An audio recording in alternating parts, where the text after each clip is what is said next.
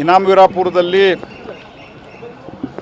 ಏನೊಂದು ಮಾನವ ಜಗತ್ತು ನಾಗರಿಕ ಸಮಾಜ ತಲೆ ತಗ್ಗಿಸುವಂಥ ಕೆಲಸ ಆಗಿದೆ. ಇದನ್ನು ನಾನು ತೀವ್ರವಾಗಿ ಖಂಡಿಸ್ತೇನೆ. 21ನೇ ಶತಮಾನದಲ್ಲಿ ಸಹಿತ ಈ ರೀತಿಯಾಗಿ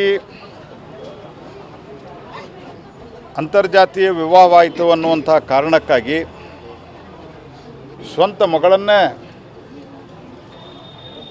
ಕಡಿದು ಕೊಚ್ಚಿ ಹಾಕುವಂಥ ಮತ್ತು ಅವರೆಲ್ಲ ಫ್ಯಾಮಿಲಿಯನ್ನು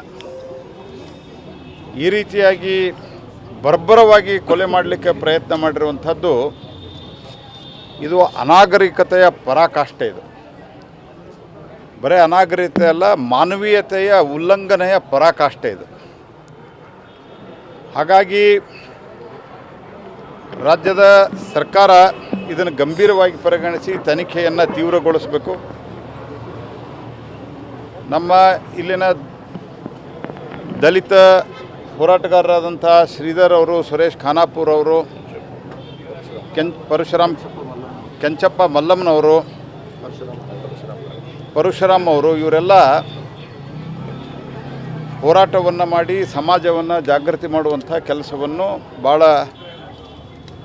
ವ್ಯವಸ್ಥಿತವಾಗಿ ಮಾಡಿದ್ದಾರೆ, ದುಃಖದಲ್ಲಿಯೂ ಸಹಿತ. ಹಾಗಾಗಿ ಅವರಿಗೆ ಹೆಚ್ಚಿನ ಪರಿಹಾರವನ್ನು ರಾಜ್ಯ ಸರ್ಕಾರ, ಮುಖ್ಯಮಂತ್ರಿಗಳು ತ್ವರಿತವಾಗಿ ಘೋಷಿಸಬೇಕು. ನನಗೆ ಹೋರಾಟಗಾರರು ನನಗೆ ತಿಳಿಸಿರುವಂಥದ್ದು, ಈವರೆಗೆ ರಾಜ್ಯದಿಂದ ಅಧಿಕೃತ ಪ್ರತಿಕ್ರಿಯೆಯೂ ಬಂದಿಲ್ಲ. ಮುಖ್ಯಮಂತ್ರಿಗಳು ಇದನ್ನು ಸ್ವಯಂ ಭಾಳ ಗಂಭೀರವಾಗಿ ಪರಿಗಣಿಸಬೇಕು. ಸ್ಥಳೀಯವಾಗಿ ಪೊಲೀಸರು ತಕ್ಷಣ ಕಾರ್ಯಪ್ರವೃತ್ತರಾಗಿ ಕೆಲಸವನ್ನು ಮಾಡಿದ್ದಾರೆ. ಯಾರು